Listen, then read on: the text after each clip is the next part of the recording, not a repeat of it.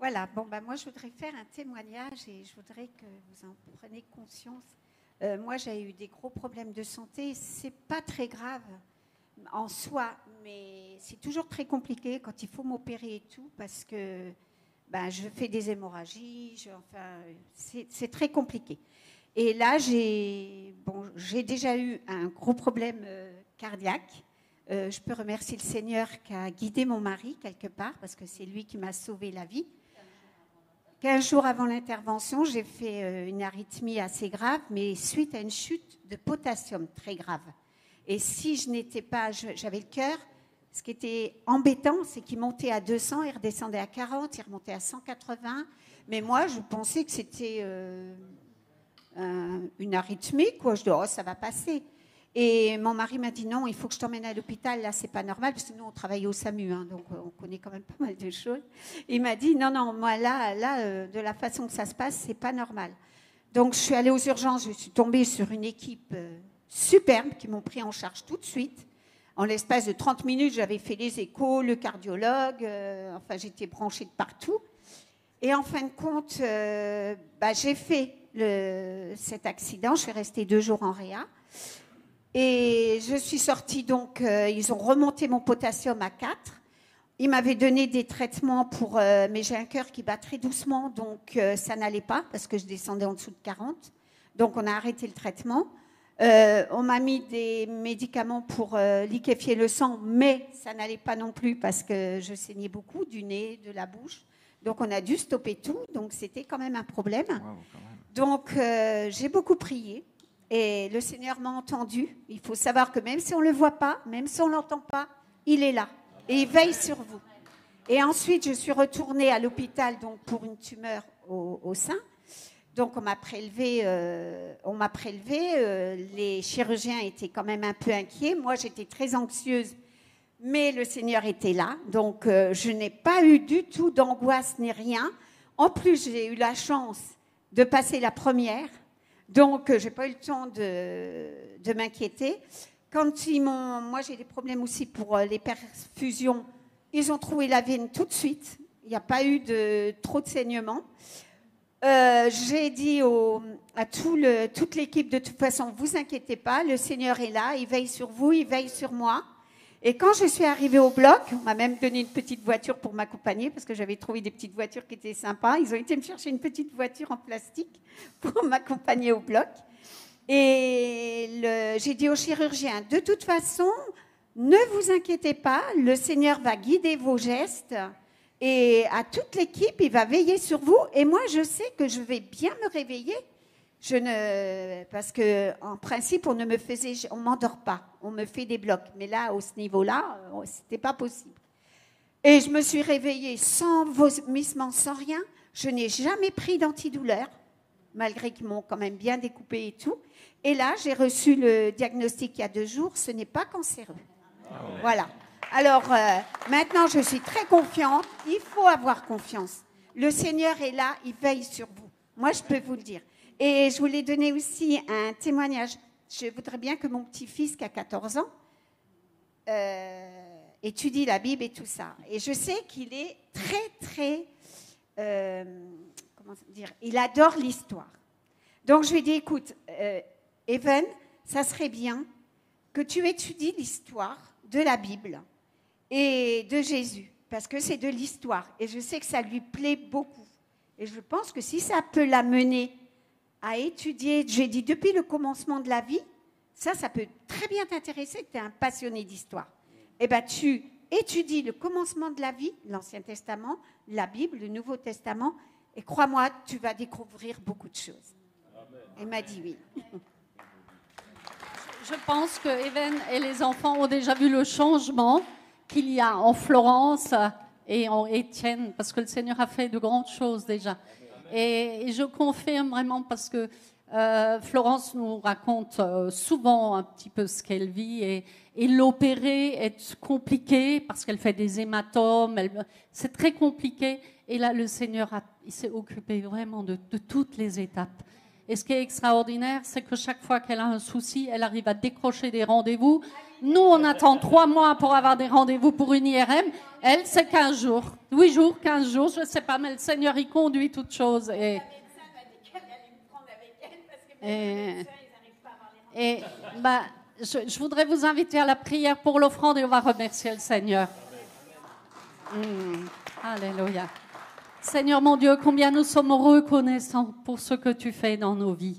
Merci parce que tu as conduit toutes choses pour cette intervention, pour ma sœur Florence, les résultats, merci. Je pense aussi à Rachel. Seigneur, tu as tout conduit cette semaine, tu as conduit les mains du chirurgien et nous te donnons à toi toute la gloire. Et je prie encore pour tous celles et ceux qui sont malades, Seigneur, nous les remettons sous ton regard et nous voulons te dire ce matin que nous avons confiance. Tu vois toutes choses, tu connais toutes choses. Nous déposons nos bien-aimés entre tes mains et nous nous attendons à voir ta gloire là où ils sont faibles. La parole dit, c'est quand je suis faible que je suis fort. Là où ils sont faibles, Père, nous te demandons de te glorifier. Amen. Seigneur, et je prie pour l'offrande. Merci pour l'offrande. Merci pour l'avancement de ton royaume. Qu'elle serve pour l'avancement du royaume. Qu'elle serve à ce que de nombreuses âmes passent de la mort à la vie en Jésus-Christ. Et merci pour ce lieu qui nous accueille. Nous te donnons toute la gloire de nos vies. Seigneur, nous t'aimons et nous aimons te servir. Merci, Père, pour ta présence à chaque instant. Amen. Amen. Alors, Samuel, je t'accueille. Sois le bienvenu au milieu de nous et on te laisse la parole.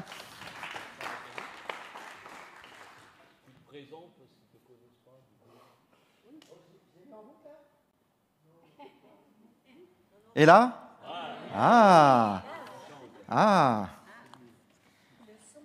Faut que je fasse gaffe quand même parce qu'on me dit souvent que je suis une grande...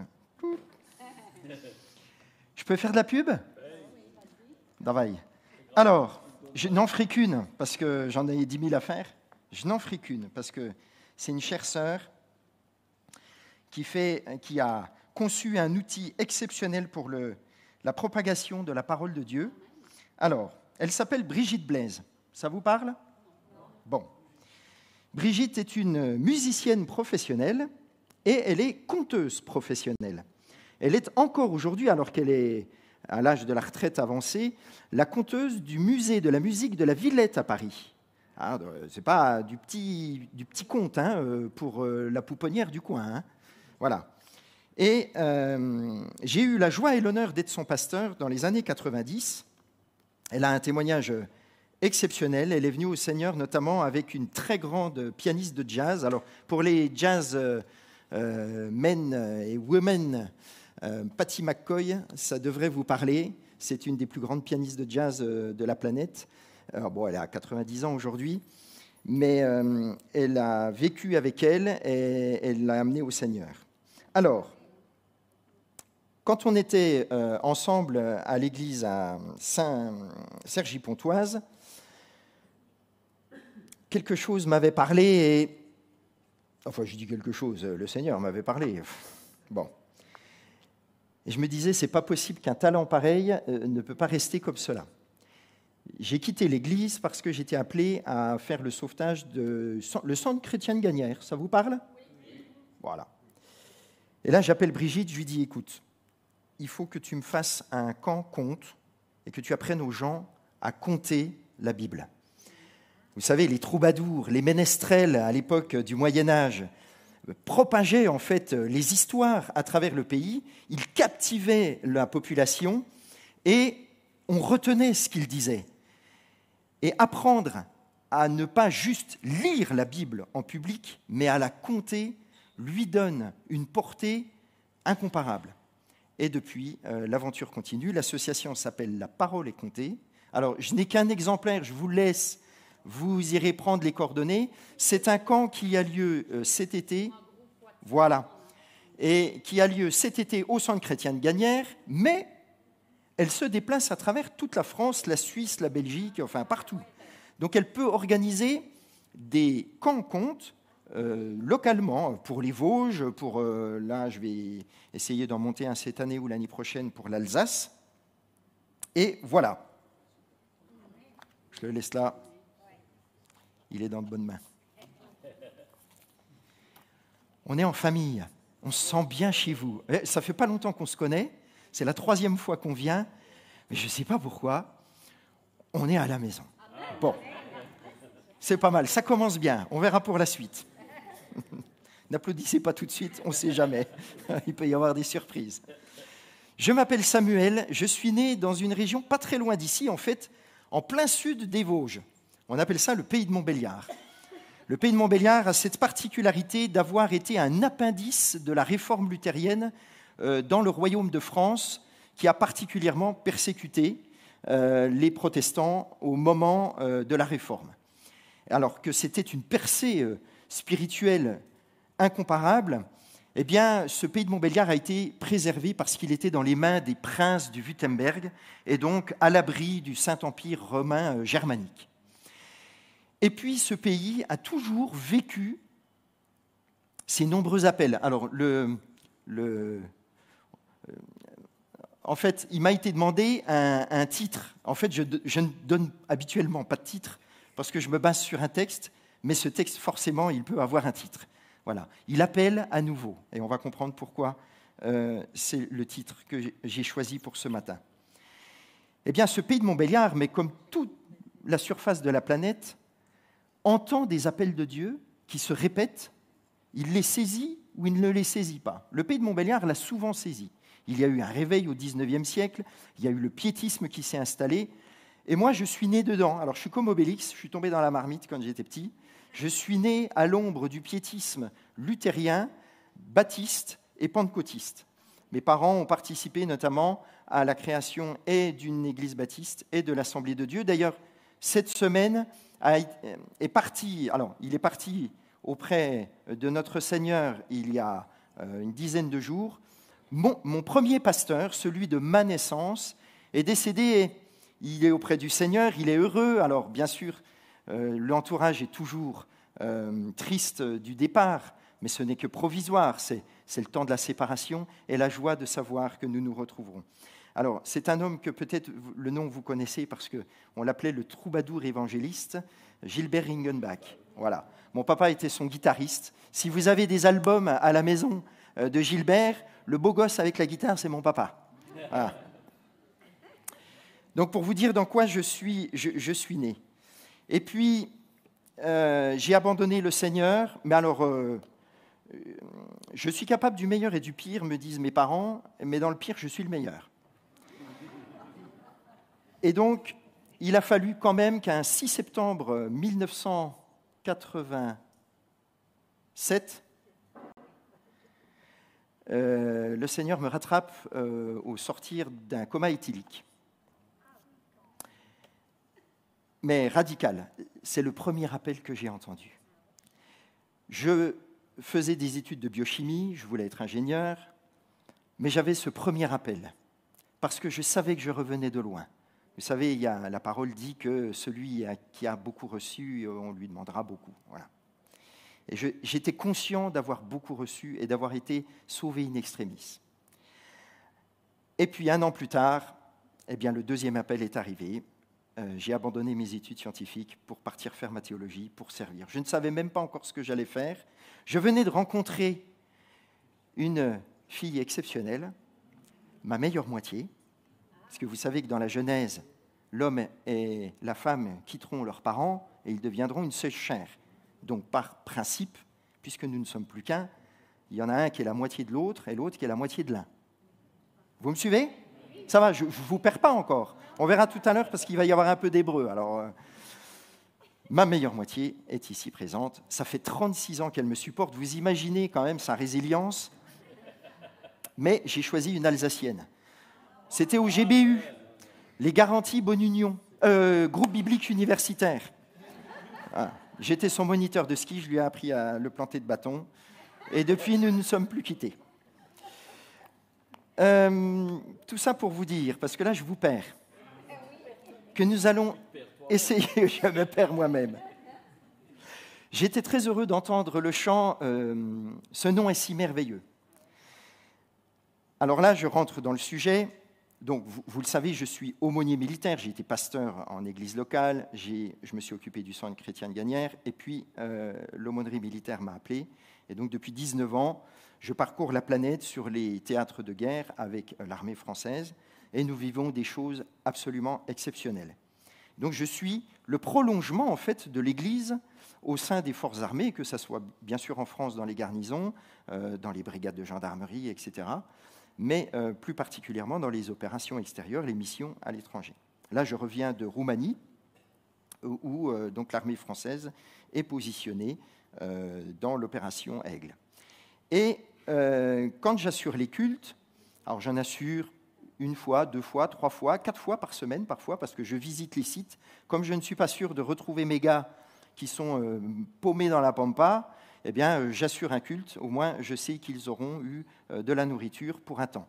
Et puis, si parmi eux, il y en a un qui est particulièrement mûr, eh bien, je lui donne les outils nécessaires pour que lui-même puisse assurer des offices pour ses camarades. Alors, souvent, j'ai remarqué qu'il y avait un chant qui devenait le tube de l'opération. C'est comme ça. En Afghanistan, alors vous allez me dire, effectivement, quand il va nous dire ce chant-là, Afghanistan, la guerre, bon, difficile, hein, c'était une période particulièrement difficile, j'ai soif de ta présence. Je ne sais pas pourquoi, mais mes gars étaient fous de ce chant, notamment quand parfois j'assurais l'office 1 heure avant de partir au front. Alors, vous savez d'où vient ce chant?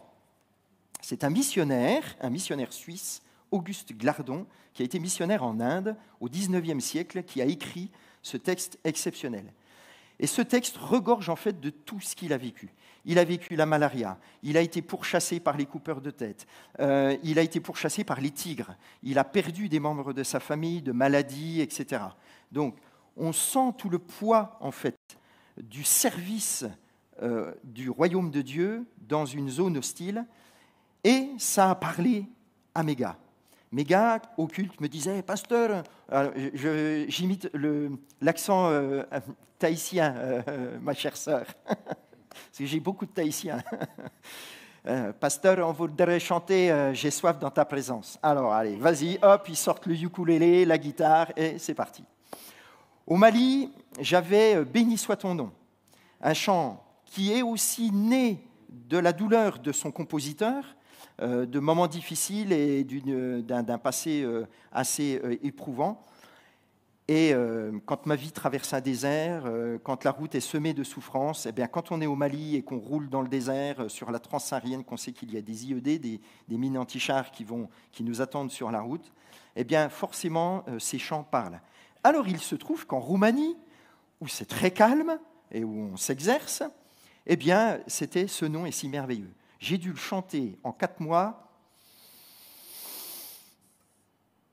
allez, 100 de fois.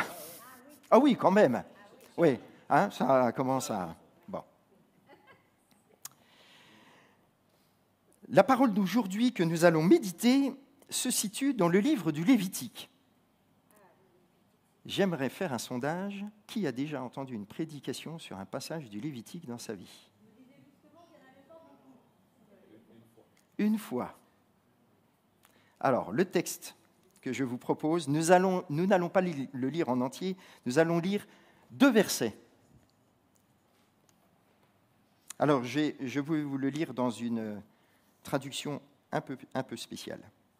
Lévitique, chapitre 1, verset 1. Adonai appela Moïse et lui parla depuis la tente de la rencontre. Il dit: parle au peuple d'Israël, tu leur diras, lorsque l'un de vous apportera une offrande à Adonai, il pourra apporter en offrande un animal pris parmi le petit ou le gros bétail. J'arrête là la lecture pour celui-là. Chapitre 2, le verset 13.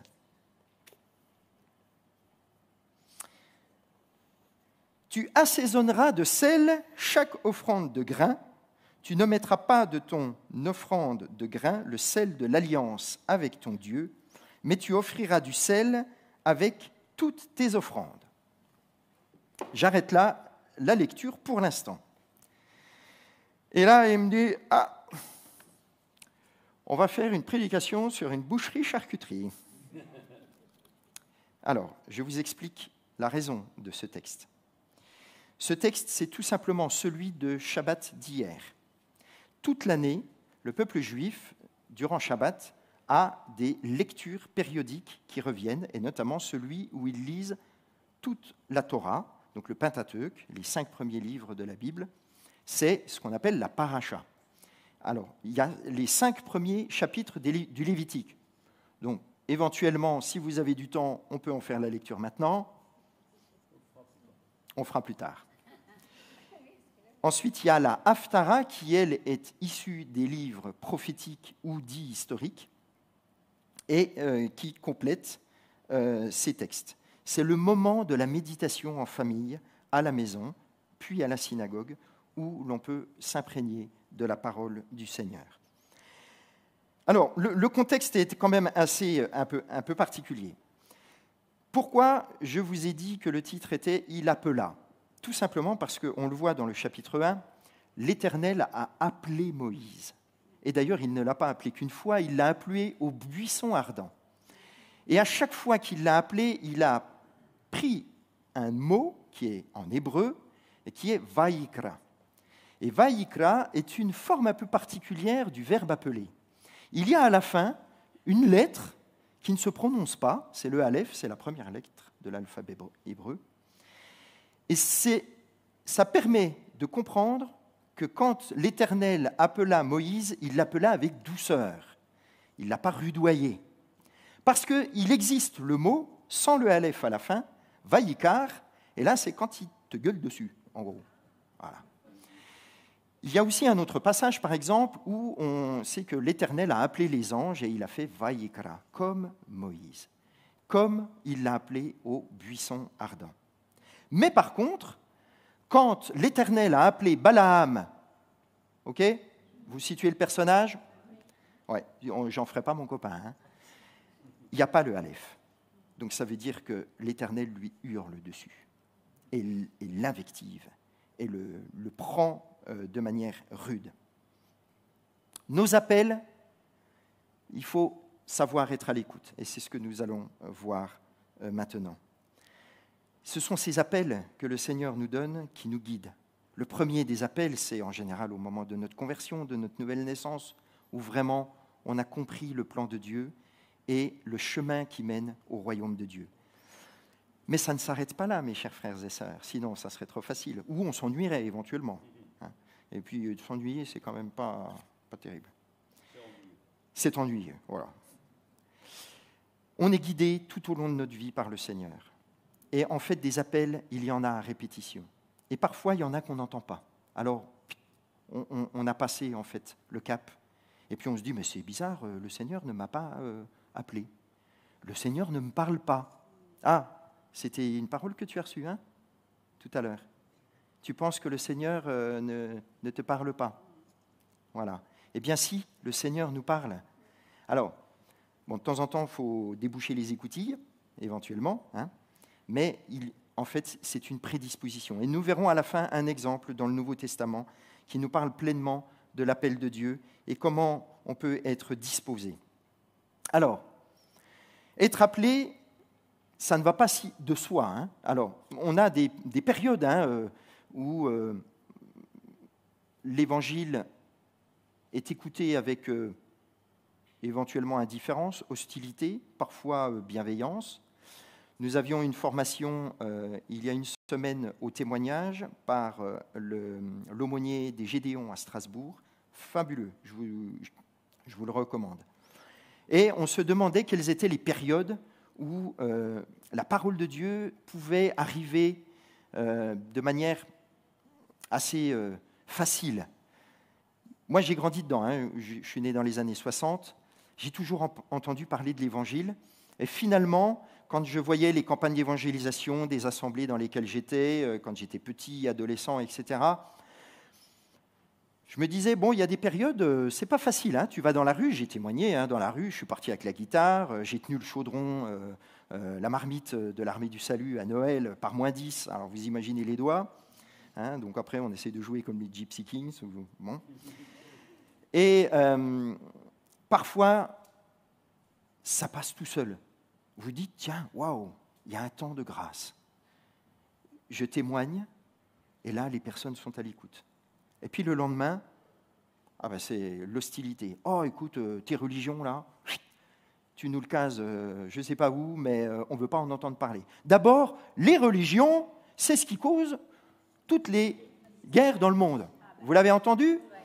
Bon, vous pouvez toujours le rappeler que les 3 régimes et conflits qui ont fait le plus de morts dans toute l'histoire de l'humanité étaient des régimes athées. Hein. On appelle ça le nazisme, le stalinisme, le maoïsme, isme. Bon, alors, il y en aura d'autres, hein, ne vous inquiétez pas. Pour ça, l'homme est très inventif.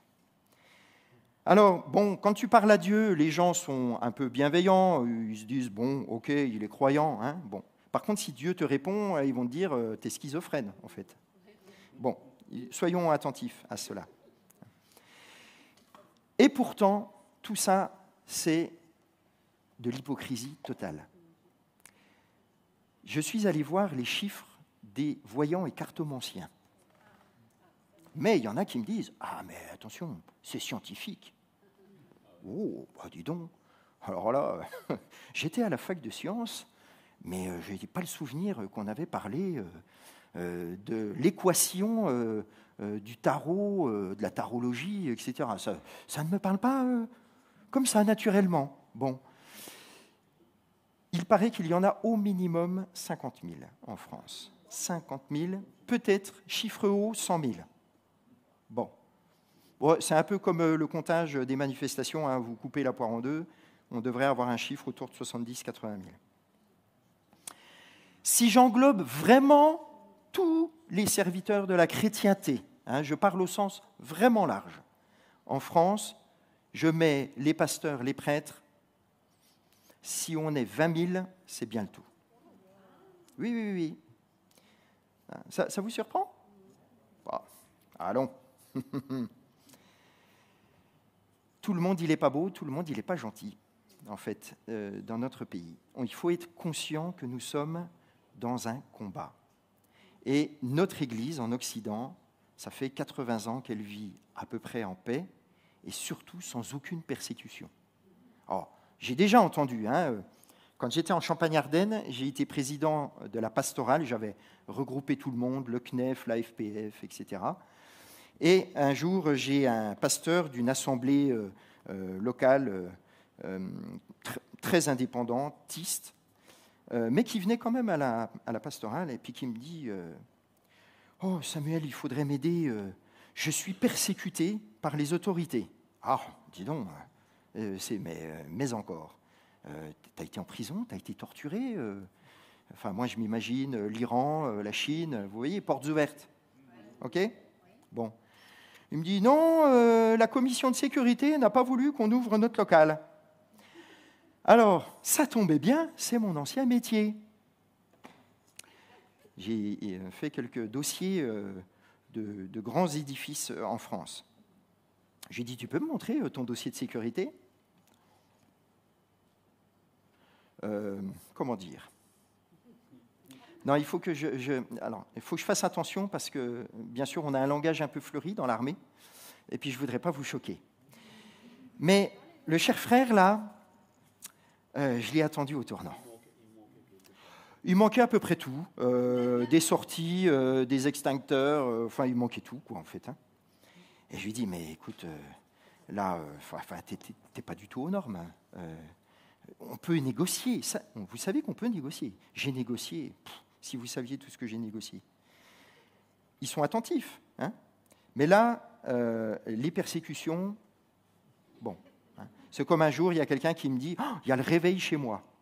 Ah oui, alors, j'ai un Américain, c'était la période où on faisait nos formations louanges avec le mouvement Vineyards, et un Américain me dit, oh là là, il y a le réveil chez toi. Donc j'étais à Cergy-Pontoise à l'époque. Je lui dis, écoute, pas à ma connaissance, ou alors pas de bol, c'est pas chez moi. Ça, j'étais un peu frustré. Je me dis, c'est pas possible. Il y a le réveil chez moi et on m'a pas mis au courant. Mais que fait le Seigneur ? Bon, alors je lui dis, mais encore. Alors il me cite, alors je donne pas de nom, hein, parce que les gens sont toujours sur la place. Clac, clac, clac, je repère une assemblée qui avait fait de son église en fait une sorte de convention permanente. Et puis il y avait du passage. Allez, il montait à 200, 300 personnes. Je veux dire, quand vous voyez la porte ouverte chrétienne qui n'annonce pas un réveil tous les jours, voilà. Donc, chers frères et sœurs, d'abord, dans un premier temps, quand on reçoit un appel de Dieu, il faut être conscient de la réalité des choses qu'il y a autour de nous. Vous savez, le jour où il y aura la persécution, on saura qu'on est persécuté. Je vous le dis, alors vraiment, là pour le coup avec sérieux, parce que j'aime bien blaguer, mais étant allé en Afghanistan, au Tadjikistan, au Mali, etc., dans des pays fermés où les chrétiens sont persécutés, sont mis à mort, profitons encore de ce calme. Vous savez que la parole nous dit que nous devons prier pour nos autorités. Si vous n'y pensez pas, faites-le, afin que la paix règne pour nous le plus longtemps possible. Demain, nous ne savons pas de quoi il fait demain, mais nous devons être prêts.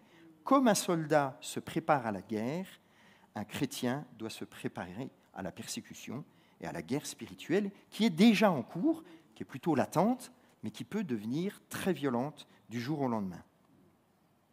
Alors, dans le texte que nous avons lu, il y avait les grandes épopées avant, hein. Abraham, Joseph, ça a fait les plus beaux films hollywoodiens.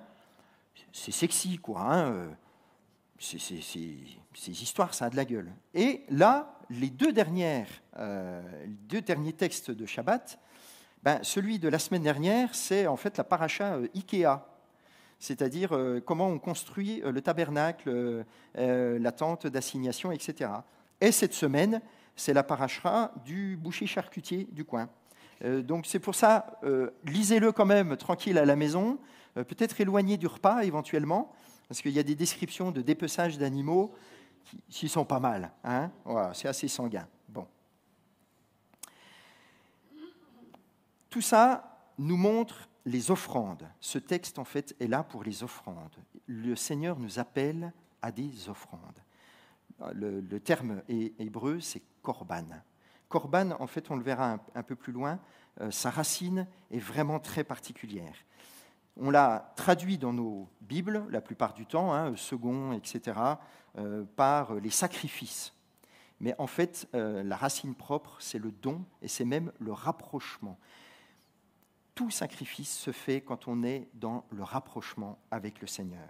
Alors, il y en a plusieurs qui sont mis dans ces 5 chapitres. Le Hola, qui est l'Holocauste, parce qu'il y a la fumée qui s'élève pour l'expiation des péchés. Il y a le Mincha, qui est un don de céréales.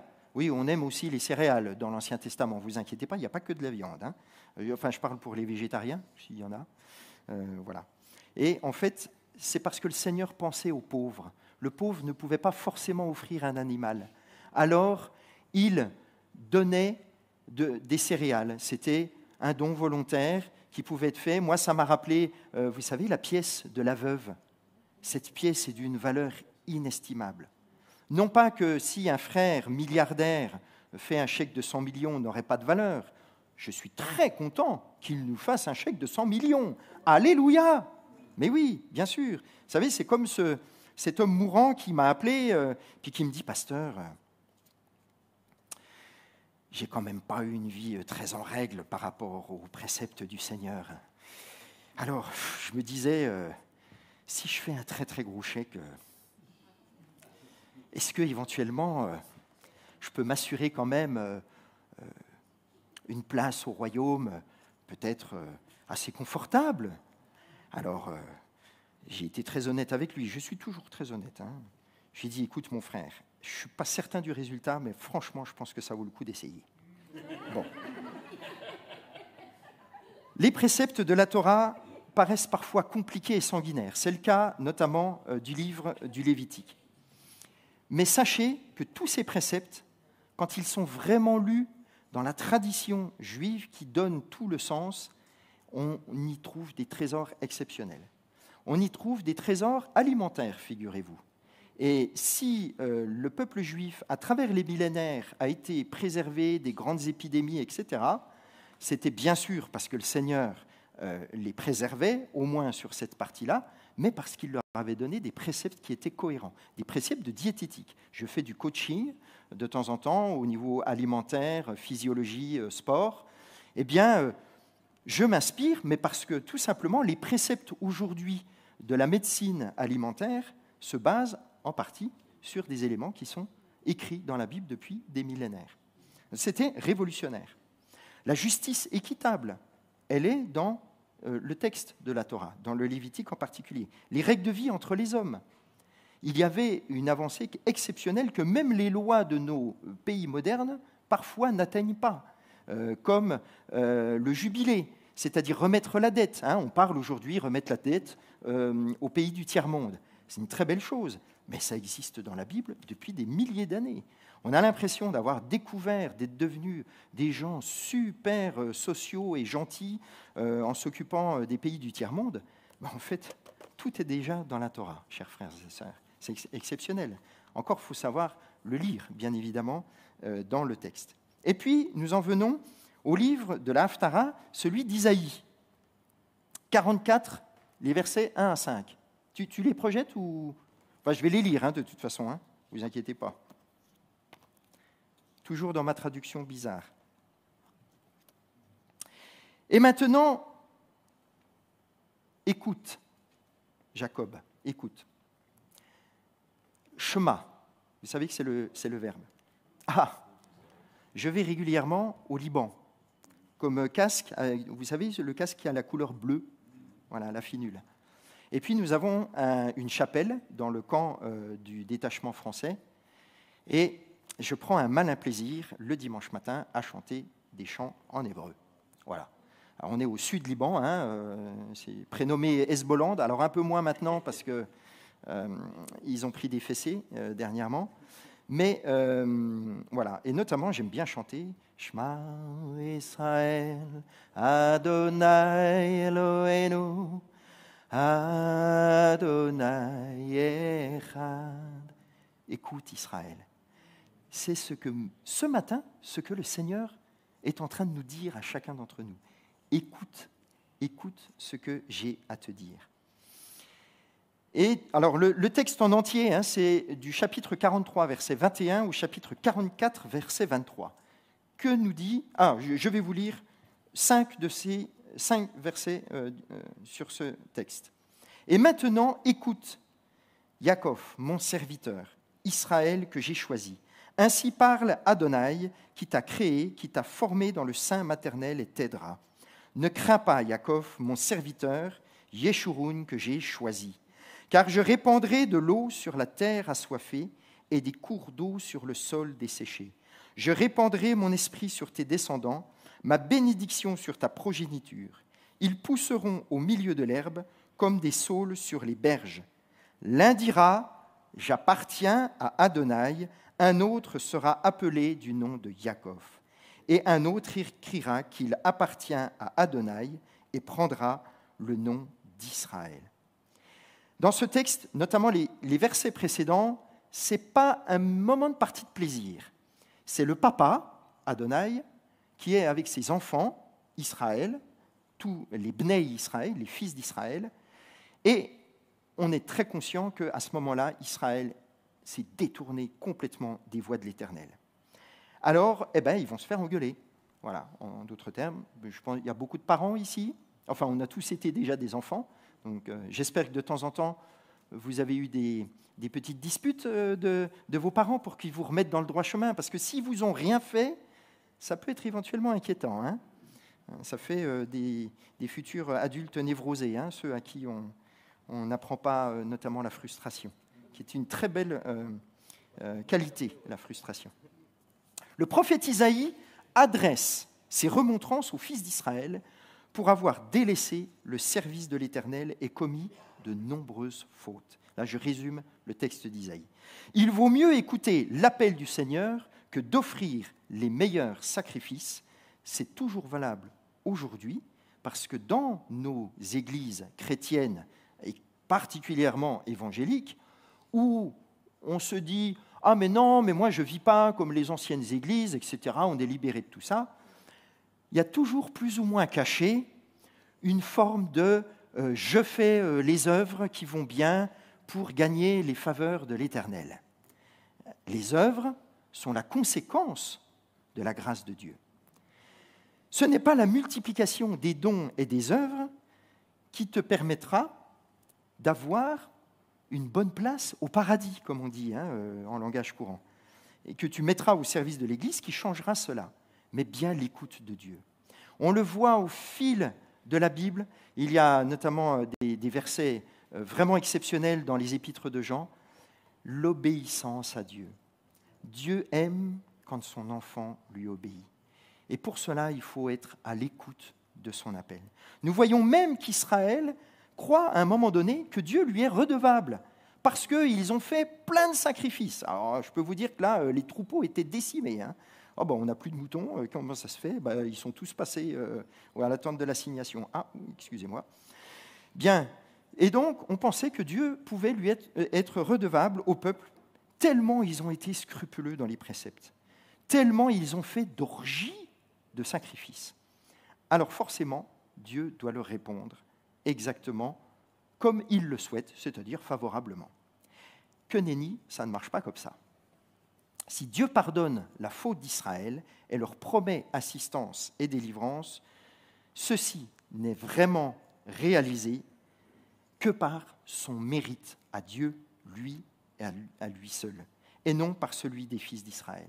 C'est valable pour nous aujourd'hui. Nous sommes invités à réaliser qu'il n'y a vraiment rien hormis le Seigneur. Je suis dépendant de Dieu. C'était une des phrases que j'avais dit lors de mon témoignage à mon baptême. J'avais dit, écoutez, j'ai compris que j'avais le choix de dire oui à Dieu ou alors oui à Dieu. Alors finalement, j'ai dit oui à Dieu. Voilà. À un moment donné, quand on est face à la grandeur et à la présence de Dieu, on ne peut que plier le genou et se soumettre à sa volonté. Nous sommes vraiment invités à réaliser qu'il n'y a rien hormis le Seigneur. Les peines endurées par les idolâtres sont décrites pour nous avertir, parce que cela pourrait nous arriver. Je vous donne un exemple. Oui, je l'avais mis d'ailleurs.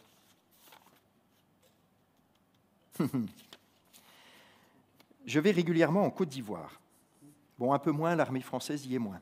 Mais j'ai des chers frères et sœurs ici qui vivent là-bas, notamment des pasteurs et des professeurs d'instituts bibliques qui ont fait leurs études de théologie avec moi en France et qui sont maintenant là-bas. Il y en a un, Ruben, qui est vraiment une sommité, une tronche, comme on dit, docteur en sociologie des religions, docteur en théologie, et il est le monsieur laïcité de la Côte d'Ivoire. Le président de la République lui a demandé de rédiger l'équivalent de la loi de 1905, mais pour la Côte d'Ivoire. Et puis j'ai dit à Ruben, écoute, j'aimerais bien que tu nous fasses une conférence sur le paysage religieux de la Côte d'Ivoire pour mes soldats au 43e BIMA à Abidjan. Et donc il est venu, on a fait une conférence, les militaires étaient passionnés et captivés par ce qu'il disait. Mais vous savez, on est toujours très attiré par les chiffres. Oh, il y a combien de chrétiens ? Oh, il y a combien de catholiques ? Il y a combien de réformés ? Il y a combien d'évangéliques ? Il y a combien de musulmans, etc. Ah, on donne des chiffres. Ça nous rassure, les chiffres, en fait. Alors, il a commencé à donner les chiffres. Voilà, il y a un peu plus de 50% de la population qui est chrétienne, moitié catholique, moitié protestant de toute branche.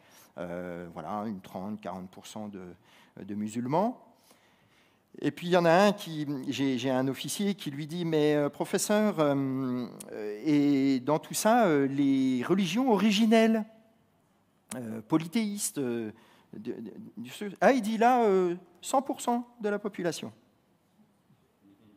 Ça va, vous avez compris ? Ah, je vous ai perdu là. Bon, il nous a cité qu'il y avait à peu près 80% de la population qui était monothéiste. Un peu plus de la moitié de la population des branches chrétiennes, les autres, les musulmans, et alors les animistes, 100% de la population. Voilà. Ah, vous faites le calcul, là ? C'est spécial, hein ? Oui, moi aussi, ça m'a fait la même chose la première fois. Eh bien, voyez-vous, on a toujours tendance à essayer de se raccrocher à ce qu'on connaît du passé. Le vieux Samuel, si vous saviez, il court vachement vite. Je ne sais pas pour vous. Parce que c'est une de mes spécialités. Je fais du sport, je fais des compétitions avec l'armée, et voilà, je cours. Je cours après mes gars pour les pastoriser. Éventuellement, c'est eux qui me courent après lorsqu'ils font leurs tests militaires. Et puis, à un moment donné, eh bien, suivant les situations dans lesquelles on est, on s'aperçoit que notre vieux moi, pourtant on l'a noyé dans le baptistère, ah bah, il bouge encore le bougre. Donc, vous voyez que la vie chrétienne, elle est faite d'appel et aussi de discipline. On ne peut pas se passer de toujours remettre la charrue derrière les bœufs et de tracer le sillon que le Seigneur veut pour nous. Il faut se remettre à l'ouvrage en permanence. Il faut rester connecté, nourri, plongé dans la parole de Dieu. Chaque jour, c'est une respiration, c'est une nourriture. Vous savez, la nourriture, on peut s'en passer, on va dire, aller jusqu'à 40 jours. La respiration, les plus forts, c'est 10-15 minutes, à peu près, pour les spécialistes de l'apnée. À un moment donné, si on ne respire pas, on meurt. Voilà. Donc, mes chers frères et sœurs, si vous ne voulez pas mourir spirituellement, vous devez vous nourrir, respirer par la prière, par la louange, etc.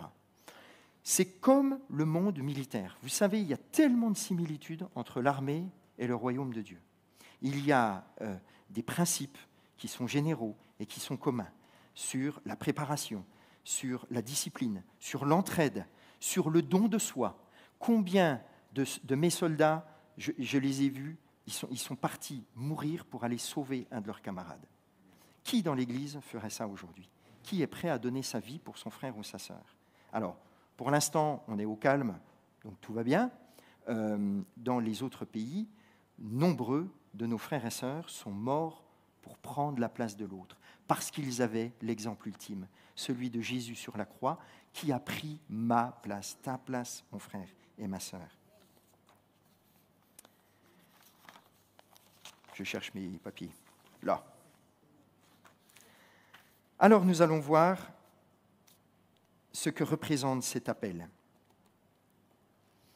Le Seigneur nous appelle à nous donner tout entier.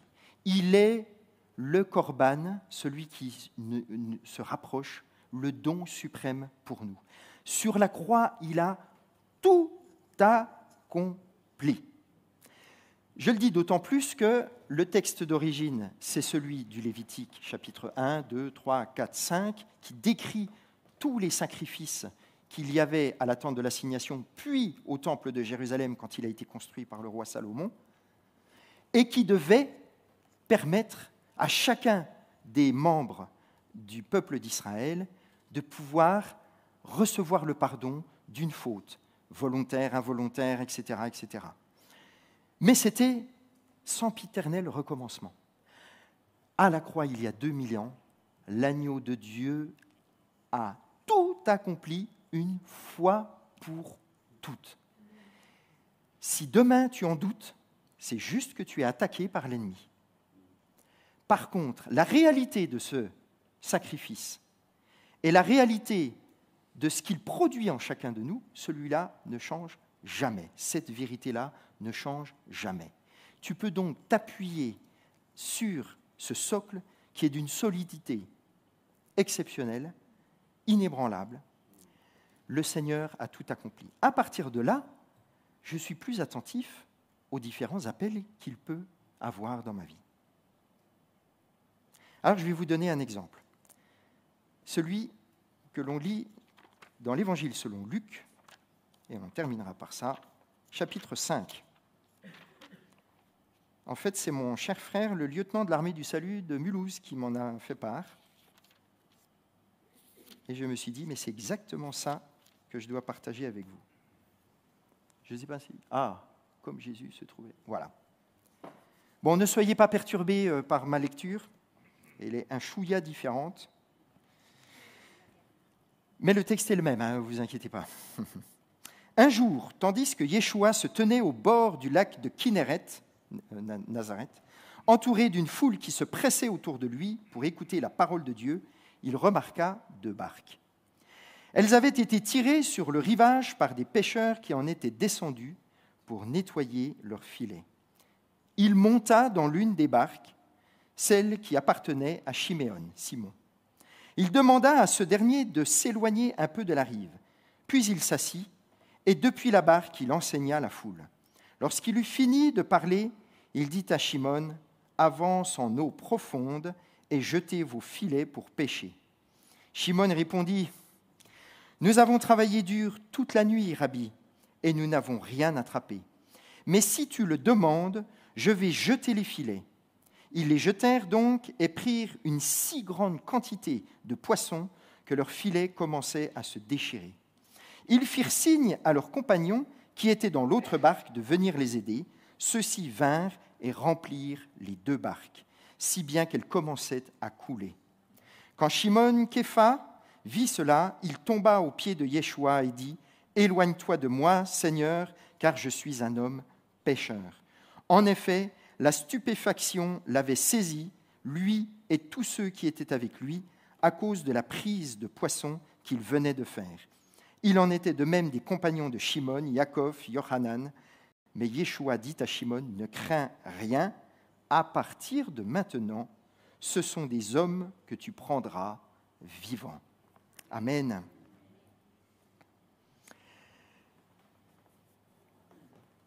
C'est un peu mon naturel, je vous prie de m'en excuser. Moi, la première chose qui m'est venue quand j'ai lu ce texte, ça m'a gêné. Il y a quelqu'un qui s'appelle Jésus, qui est un rabbi, et qui vient expliquer à un pêcheur expérimenté comment faire son métier. Je vous le dis, ça m'est déjà arrivé que des militaires viennent me voir en disant « Pasteur, vous devriez faire ceci, vous devriez faire cela. » Alors je dis « Écoute, mon garçon, moi je ne suis pas pilote de char, je ne t'apprends pas ton métier, tu ne m'apprends pas le mien. » Eh bien si. Eh bien si. Le Seigneur peut utiliser qui il veut. Et ce n'est pas Reinhard Bonnke, ce n'est pas Jean-Luc Traxel, je les cite, parce que j'ai beaucoup d'affection pour eux, alors en particulier Jean-Luc parce qu'on se connaît. Voilà, des grands évangélistes internationaux. Ce sont des serviteurs oints que le Seigneur utilise pour des grandes campagnes, mais à notre niveau de notre vie quotidienne, il peut arriver que le Seigneur utilise même, je vais employer un langage qu'on avait encore il y a un siècle dans nos vieilles campagnes françaises, l'idiot du village. Soyons attentifs. Je me souviens, quand j'étais étudiant donc à Paris, j'étais dans le métro et je vois rentrer une petite gitane mal fagotée qui commence à annoncer l'évangile. Moi, j'étais gêné. Je me dis, non, mais il ne faut pas qu'elle fasse ça. C'est un contre-témoignage. Tu as vu comment elle est fagotée ? Enfin, c'est pas possible, quoi. Et puis bon, elle parlait avec son langage simple. Et puis je voyais bien, il y en avait qui étaient très gênés. Qu'est-ce que c'est que cet illuminé, etc. Et tout d'un coup, à ma gauche, je vois une personne qui pleure. Elle était touchée parce que cette jeune gitane était en train de lui dire, mal fagotée. Le prophète Isaïe l'a dit pour Jésus. Il n'a rien pour attirer les regards, sincèrement. Donc, mes chers frères et sœurs, maintenant, quand quelqu'un vient m'expliquer mon métier et que c'est un petit caporal, je l'écoute. Je l'écoute parce que peut-être bien que le Seigneur est en train de s'adresser à moi à travers lui. Eh oui. Là, Jésus lui a donné une petite leçon de pêche. Pierre avait reçu un appel pour aller pêcher. Il est rien. Il est fatigué, il en a marre. Il se dit, bon, moi je rentre chez moi, je vais me coucher. Parce que là, il y en a marre. Et puis tout d'un coup, il y a un rabbi qui débarque, qui saute dans sa barque. Je ne pense pas, vu le texte, qu'il lui ait demandé l'autorisation. Il ne me semble pas. Et donc, il arrive là au milieu, il dit, allez hop, on repart. Alors, sachez-le, qui est déjà allé en Israël ? Le lac. Bon, en fait, c'est une petite mer, c'est un grand lac, on va dire. Ça peut paraître quand même calme comme ça. Il se trouve qu'avec les mouvements du vent avec le sud de l'Hermone, etc. Eh ben, de temps en temps, quand ça secoue, ça secoue. Hein. Et là, les barques, je peux vous dire qu'ils n'en mènent pas large. Bon, ils se disent, nous, on a trimé toute la journée, on n'a rien pris, et lui, il débarque, il dit, allez, hop, on retourne au charbon. Bon, d'accord. Allez, jetez les filets. Mais il a eu un tuyau ou quoi? Il sait qu'il y a du poisson là, mais enfin, il y a 1 heure, il n'y en avait pas. Voilà. Jésus a rappelé Pierre. Voyez-vous, mon frère, ma sœur, il y a des logiques du royaume qui nous échappent. Ça ne fait pas partie des plans terrestres. Hein. Nous, on est bien carré. Dans l'armée, on est carré. Hein. Voilà, on prépare, on a du matériel, on prépare le plan de bataille, on s'entraîne, etc. On est prêt le jour J. Enfin, vaut mieux. Il y a eu des périodes où l'armée n'était pas prête. Hein. C'était un petit peu chichiteux. Bon. Eh bien là, il faut se laisser surprendre. Le Seigneur va probablement t'appeler à un moment où tu t'y attends le moins, et peut-être pour une mission à laquelle tu n'étais pas du tout préparé. Mais je ne suis pas prêt, Seigneur. Mais ça tombe bien, mon frère, ma sœur, parce que le Seigneur n'appelle pas des gens qualifiés, il qualifie les gens qu'il appelle. C'est pas pareil.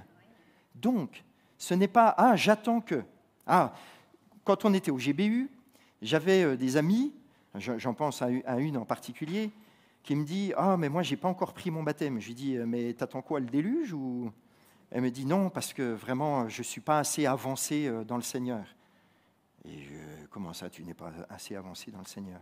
Elle ne se sentait pas digne de prendre le baptême. Et je lui dis « Mais parce que tu crois que j'étais digne, moi, quand j'ai pris le baptême ?» Mais non, j'ai fait un acte d'obéissance qui débute ma foi vers le royaume de Dieu. Et je ne cesse de progresser, je suis encore un apprenti, en fait, au pied de Dieu.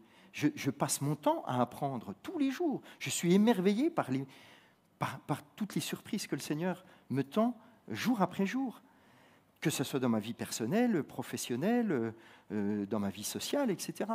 Je ne cesse de découvrir des choses incroyables. Et je me dis, mais tiens, je ne les ai pas appris hier, mais c'est seulement aujourd'hui que je les apprends.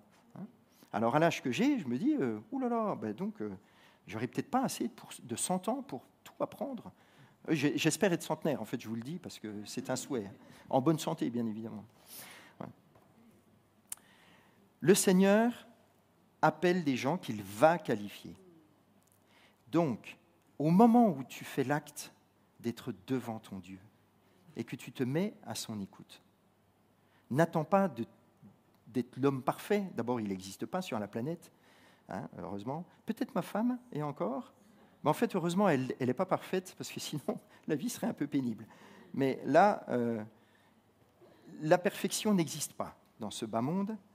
La perfection, c'est tout simplement la grâce au royaume de Dieu. C'est ça, la perfection. C'est être dans une présence permanente avec l'Éternel pour l'éternité. Et l'éternité, c'est très long, surtout vers la fin. Voilà. Donc, accepterais-tu d'embarquer dans une mission compliquée un néophyte qui n'y connaît rien, alors que tu pourrais bomber le torse et dire « Oh là là, mets-toi de côté, t'inquiète pas, je vais m'en occuper ». Accepterais-tu, alors que tu as essayé et que tu as échoué, que l'on t'appelle à nouveau en te demandant de réessayer une énième fois? Es-tu persévérant, mon frère et ma sœur? L'appel de Dieu appelle la persévérance. Pierre deviendra pêcheur d'hommes. Il a reçu une leçon de pêche ce jour-là, une leçon qu'il n'oubliera pas de toute sa vie, et il sera l'apôtre que nous connaissons. Mets Jésus au centre de ta barque. Tu vois, tu as une barque, et tu es en train de naviguer sur le fleuve de ta vie. D'accord ? Tu pagayes un coup à gauche, tu pagayes un coup à droite, comme les fleuves de Guyane. Je vous invite à aller en Guyane. On vous emmènera un jour. Et on ira voir les frères et sœurs amérindiens au fin fond de l'Amazonie. La barque, ce n'est pas toujours facile à manier et à diriger. On est soumis au courant, etc. Ça, ce sont les circonstances de notre vie. Il y a des épreuves. On ne les nie pas, les épreuves. On sait qu'elles sont là. Mais on sait que le Seigneur nous a donné le gouvernail suffisant pour pouvoir passer à travers ces tempêtes. Donc, mets-le dans ta barque, parce que ta barque, elle arrivera à destination. Écoute-le. Accepte d'échouer pour mieux réussir, parce que le Seigneur ne cessera de t'appeler, il ne s'en lassera pas. Écoute ses réprimandes, ça veut dire qu'il est ton père et que tu es son enfant. Il veut te ramener dans le droit chemin. Alors sa volonté s'accomplira dans ta vie, pour toujours. Être à l'écoute de Dieu, c'est très simple. C'est juste être attentif à la présence. Alors parfois, on l'entend. On peut l'entendre de manière audible. Il y en a qui disent l'avoir entendu. Ça m'est déjà arrivé. C'est très rare. C'est encore plus fort quand ça vient de l'intérieur. Ou quand j'ai ouvert la parole de Dieu et que ce jour-là, je ne sais pas pourquoi, je tombe sur ce verset et là, je me dis, mais c'est exactement ça, ça match. Ou j'ai un frère ou une sœur qui m'a dit un mot qui ne m'a pas forcément plu au début, et puis je me dis, mais c'était ça la réponse à la question que je me posais. Mais soyez prudents, chers frères et sœurs. Comme Cyrus a été un grand serviteur du peuple d'Israël et de l'Éternel, alors que c'était un étranger polythéiste, peut-être même qu'à l'extérieur, vous allez rencontrer quelqu'un qui va vous dire quelque chose, qui va se comporter avec vous d'une certaine manière, et que là, vous allez entendre la volonté de Dieu. Ça, c'est extraordinaire. En fait, il ne se lasse pas de nous appeler, de nous rappeler sans cesse. Il est d'une patience avec nous. C'est quand même un trésor inestimable. C'est celui de son amour plein et entier. Alors, je vais vous proposer la chose suivante. On va se mettre à l'écoute de Dieu. J'ai retrouvé un vieux chant du réveil du 19e siècle qui parle et qui dit « La voix du Seigneur m'appelle ». Ce chant, vous savez, la profondeur de ces paroles, c'est du français un peu vieillot parfois, mais ce chant est juste exceptionnel. Ce que je vous invite à faire, c'est de vous recroqueviller dans votre bulle, face à face avec le Seigneur, et que vous lui posiez cette question. Seigneur, quel est ton appel pour moi aujourd'hui ? Peut-être que vous allez vous souvenir d'un appel que le Seigneur a fait il y a 1 an, il y a 5 ans, il y a 10 ans, et que vous l'avez oublié. Ou alors, cet appel ne s'est pas mis en mouvement aussi vite que vous l'auriez souhaité, et pourtant, c'était bien celui que le Seigneur vous avait adressé. Ça parle à certains ? Eh bien, parce que c'est peut-être aujourd'hui qu'on va se mettre en mouvement. Parce que la moisson est immense, que les champs de mission sont gigantesques et que l'on manque d'ouvriers. Chacun, alors je ne vous demande pas d'être Auguste Glardon à aller évangéliser les tigres du Bengale, on n'en est pas là. Il y a déjà un grand champ de mission, il s'appelle Saint-Dié-des-Vosges, le département des Vosges, la Lorraine, la terre promise de l'autre côté de la Crète, l'Alsace. Chers frères et sœurs, je vous invite tout simplement à ce qu'on soit à l'écoute pour écouter cet appel que le Seigneur veut. Ça vous va ? Oui. On le fait ? Oui. Bon, je vais essayer de ne pas me planter au niveau du chant. Il sera juste un chant de prière qui va couler comme cela. Et, suivant ce que le Seigneur dira, peut-être que nous entendrons le son du chauffard, parce que c'est le plus grand des appels, celui de Rosh Hashanah, celui où l'Éternel monte le peuple d'Israël en première ligne. Alors là, il y a un autre chant qui s'appelle « La trompette sonne ».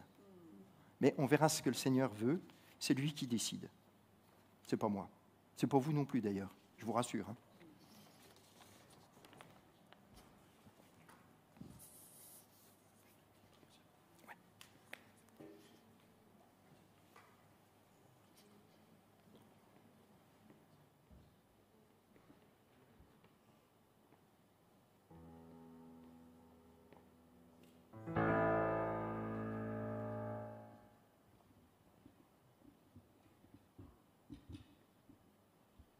Vous pouvez déjà vous mettre dans votre bulle.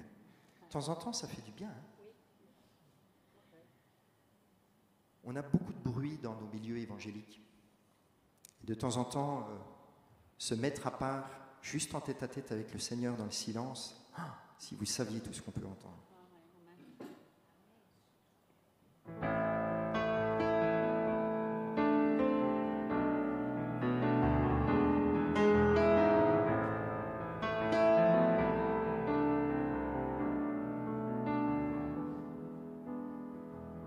Seigneur,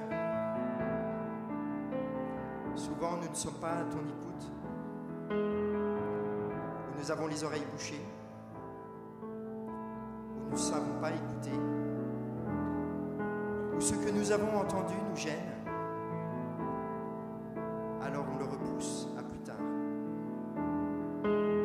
Parle-nous ce matin, Seigneur.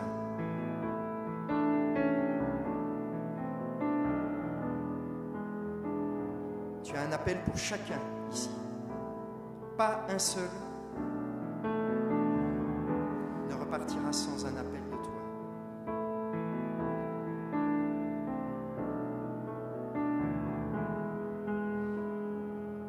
La voix du Seigneur m'appelle.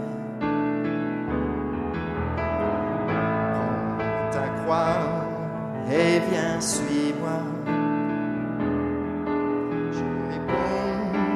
Sauveur fidèle, me voici, je suis à toi. La voix du Seigneur m'appelle. Prends ta croix et viens, suis-moi. Je réponds, Sauveur fidèle, me voici, je suis à toi. Jusqu'au bout, fais de moi de suivre dans les bons, les mauvais jours. Car toi pour mourir et vivre, je sois Jésus pour toujours. La voix du Seigneur m'appelle. Prends ta croix et viens, suis-moi. Je réponds, Sauveur fidèle, me voici, je suis à toi. Jusqu'au bout, fais-moi te suivre dans les bons, mauvais jours. Car toi, pour mourir et vivre, je sois Jésus pour toujours. Jésus donne grâce et gloire, pour le suivre pas à pas. Avec lui, joie et victoire, paix et bonheur ici-bas. Jusqu'au bout, fais-moi te suivre dans les bons, les mauvais jours. Car toi pour mourir et vivre, je sois Jésus pour toujours. Je sois Jésus pour toujours. Oh oui, près de toi, Jésus, tu es le sacrifice ultime. Tu t'approches de moi maintenant, écoute ma peine. Que je sois à mon tour à ton écoute, Seigneur.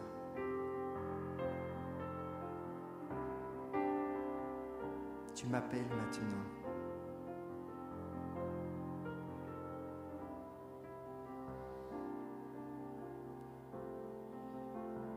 Je suis ton enfant, je suis aussi ton disciple.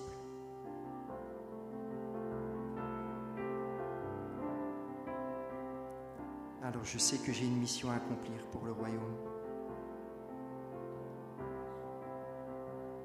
Rends-moi disponible à ton écoute. Rends-moi disponible, Seigneur, à accomplir ta volonté, quoi qu'il en coûte.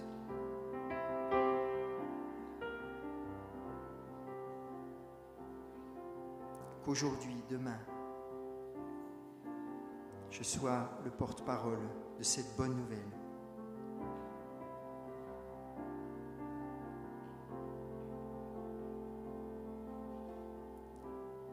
Alors si le Seigneur te parle, tu peux faire un acte volontaire devant lui, te mettre à genoux, lever tes mains au ciel et dire: oui Seigneur, j'ai entendu. J'ai entendu ta parole me parler. J'ai entendu ton appel, Seigneur.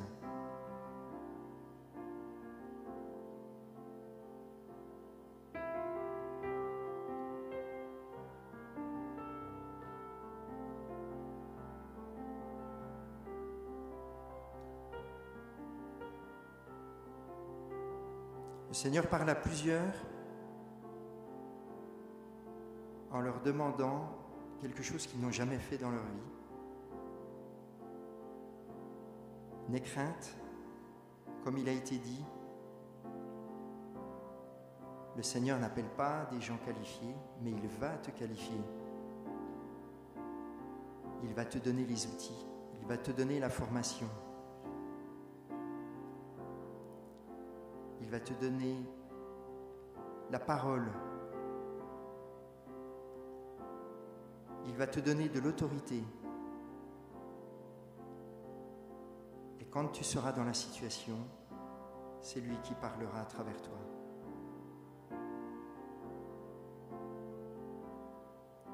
Tu as un service à donner ici pour tes frères et sœurs,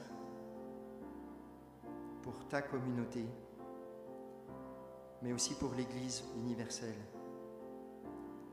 Tu as un service à donner pour ton village, pour ta famille, pour ton pays.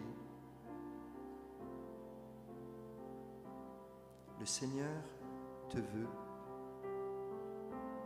comme ouvrier, comme soldat du royaume. Entends-tu son appel maintenant? Entends-tu son appel maintenant?